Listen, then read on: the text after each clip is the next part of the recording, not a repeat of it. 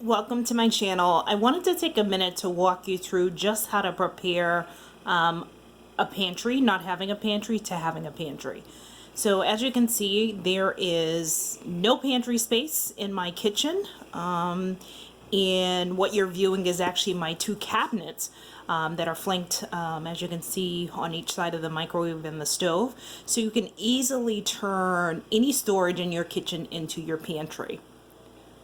So as you can see on the right side, there is all canned goods, condiments, sauces, oils, you name it. And then on the other side, you can also turn your flours, your sugars, your pastas into easy storage. So very simple to do. You don't necessarily need a whole bunch of storage containers. You can use what's around your house.